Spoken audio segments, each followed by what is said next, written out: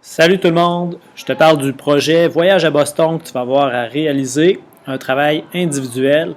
Donc quand tu ouvres ton Classroom, tu retrouves cette fenêtre-là qui est ici.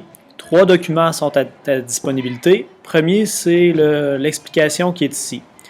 Donc si on l'ouvre ensemble, tu vas y retrouver un paquet d'informations importantes. C'est essentiel pour toi de lire ça attentivement avant de commencer ton projet et pendant que tu vas le réaliser aussi. Donc, tu as la consigne du projet qui te dit en gros que tu vas avoir à imaginer ce que serait ton voyage à Boston si tu avais à organiser le voyage de niveau pour les deuxièmes secondaires. Donc, tu as des contraintes à respecter, mais tu as aussi une liste d'activités. Ce sera à toi à choisir les activités, c'est ce que tu as à faire. Donc, tu choisis des activités parmi la liste qui est ici. Je t'en donne une bonne liste. Et je te donne aussi une liste de prix pour chacune de ces activités-là, parce que tu te doutes bien qu'on va avoir à débourser pour y aller. Tu peux, si tu veux, choisir d'autres activités, faire des recherches pour ça, mais tu n'as vraiment pas besoin de le faire. Dans cette liste-là, tu as suffisamment d'activités pour faire ton projet, puis pour faire un beau voyage aussi. Autre chose qu'on retrouve dans Classroom, c'est ici ton modèle. Donc, c'est le modèle dans lequel tu vas faire le travail. Ce travail-là se fait avec l'application Google Feuille de calcul ou Google Sheet. Ça fonctionne exactement de la même façon que Microsoft Excel ou Numbers avec Apple. Donc, ton travail va être fait directement dans ce document-là. C'est ce que tu vas me remettre à la fin. Première étape, si on veut organiser un voyage, il faut savoir il y a combien d'élèves qui vont participer, parce qu'il y a beaucoup de choses qui vont dépendre de ça. Donc, c'est ce qu'on écrit dans la case ici. Par exemple, s'il y a 175 élèves qui participent, on va avoir à choisir des activités parmi la liste qui est là. Disons que je mets n'importe quoi, là, juste pour te donner un exemple. On va faire des manèges. On fait des manèges le mardi après-midi. Donc, on écrit ça dans notre horaire. Tu vas remplir ton horaire en tenant compte des contraintes qui te sont données. Ensuite, pour les manèges, on va faire une liste d'activités aussi ici. Tu vois, manège déjà écrit. Ici, si on veut calculer ce que ça fait, on pourrait prendre notre calculatrice et calculer pour 175 élèves combien ça coûte pour aller au manège. Par exemple, si ça coûte 15 $ par personne, on pourrait faire 15 fois 175 puis écrire le résultat ici. Il n'y aurait aucun avantage, par exemple, à utiliser une feuille de calcul, parce que si au lieu d'être 175 élèves, on tombe à 170, il y a des élèves qui ne participent plus, à ce moment-là, il faudrait tout recommencer les calculs que là-dedans. C'est pas ce qu'on veut, on veut que l'ordinateur travaille pour nous. Donc, par exemple, ici, on pourrait lui demander de faire le calcul. Si on veut qu'il fasse un calcul pour nous, il faut toujours commencer par se placer dans la case où on veut voir apparaître le résultat, ici, et écrire un égal. Dans son langage à lui, ça veut dire calcul à ma place. Là, on pourrait lui dire, prends 170 élèves multiplié par 15 $ par élève. Pour calculer le total, ça nous donnerait 2550 $. Très bien déjà, sauf qu'encore là, si au lieu d'être 170, on tombe à 171 élèves, tu comprends que le prix pour les manèges devrait être plus élevé s'il y a plus de gens qui viennent au voyage. Ça ne change pas ici. On a un problème encore, il va falloir refaire les calculs. Pas avantageux. Ce qu'on devrait faire pour être plus efficace, c'est lui demander à la place de ça, fais-moi un calcul, donc égal. Puis là, on pourrait lui dire, prends le nombre qui est ici, prends le nombre d'élèves, peu importe c'est quoi, et multiplie ce nombre-là par 15 $. Vous voyez que ça nous donne un autre total, et l'avantage, c'est que si on change le nombre d'élèves, par exemple 150 élèves, eh bien le total pour le prix des manèges vient de changer aussi. Là, l'ordinateur travaille à notre place, et c'est ce qu'on veut. Tu vas avoir à faire la même chose pour le coût des enseignants. En passant, quand tu participes à un voyage comme celui-là, les enseignants, les coûts qui sont liés aux enseignants sont payés par les élèves, que ça fasse ton affaire ou non. Désolé, ça fonctionne comme ça. Tu peux toujours être enseignant pour participer au voyage gratuitement toi aussi.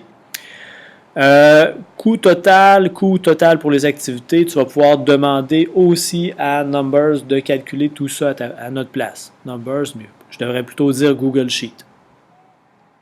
Pour le coût des chambres d'hôtel, c'est pareil. Il faut que l'ordinateur calcule à notre place ce que ça coûte, dépendamment du nombre d'élèves qu'on va avoir.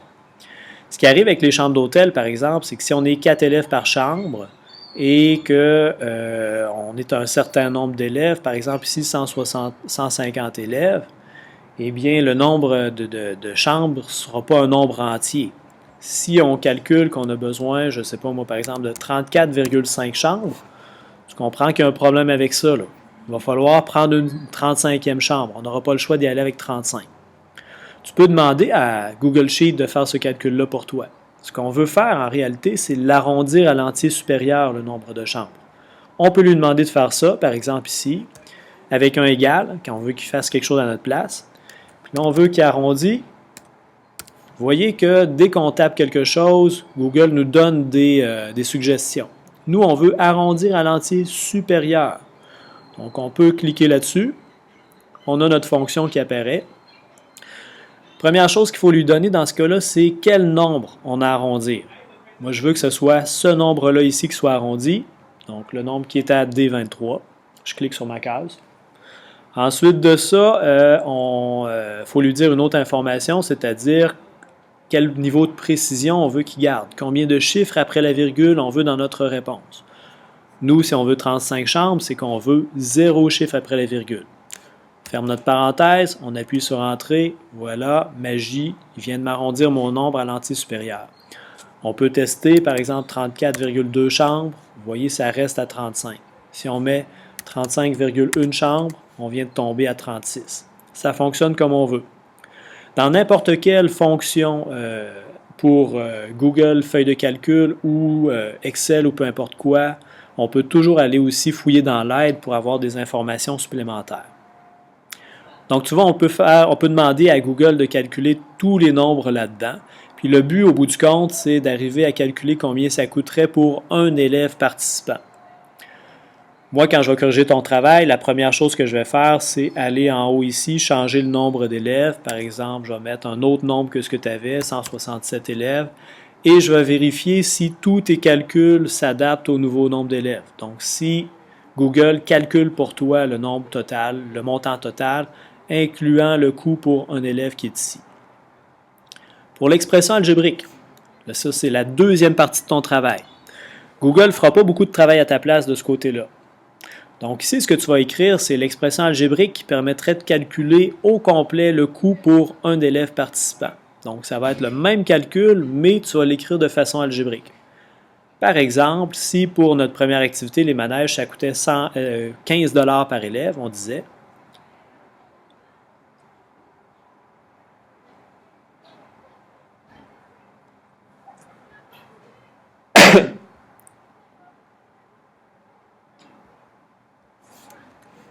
par exemple, si on disait que ça coûtait 15 $ par élève, ben là, on ne pourra pas commencer avec un égal. On va écrire notre calcul tout simplement. On pourrait dire 15 $ multiplié par le nombre d'élèves. Ici, on ne connaît pas le nombre d'élèves. Il peut varier notre nombre d'élèves. Donc, on va utiliser une variable. Que ce soit x, que ce soit n, ce n'est pas important. Mais ça va représenter le nombre d'élèves qui participent. Plus si on a une autre activité où c'est 2 $ par élève, donc 2 fois le nombre d'élèves encore une fois, plus, etc., etc. Au bout du compte, cette expression-là devrait permettre de calculer ce que ça coûte pour un élève qui veut participer. Ça va donner une expression algébrique qui est assez longue, qui est assez complexe. La dernière chose que tu as à faire, encore là sur une feuille de papier, je te le conseille de le faire, c'est de réduire cette expression algébrique-là. Donc, dans la case qui est juste ici, tu vas écrire l'expression que tu as écrite en haut, mais de façon réduite. Quand tu l'as réduit au maximum sur ta feuille de papier, tu écris ta réponse ici. Si ton travail est bien fait, qu'on utilise une expression algébrique réduite ou qu'on utilise le tableur, le logiciel avec l'ordinateur qui est ici, on devrait arriver au même résultat, le même coût pour un élève, pour un certain nombre d'élèves donnés. Donc, à toi de faire des essais, à toi de faire des tests, mais on devrait arriver au même résultat. Petit détail important aussi, dans l'expression algébrique, qu'elle soit réduite ou non, donc ces deux cases-là ici, tu ne tiendras pas compte de l'arrondissement. C'est normal que tu ne le mettes pas, on ne peut pas faire d'algèbre avec des arrondis. Donc, c'est la seule chose, le seul détail dont tu n'as pas à tenir compte dans ton expression algébrique. Quand tu vas avoir fait tout ça, tu fais rendre ton travail dans Google Classroom et voilà, ton projet est terminé. Parfait. Bonne journée.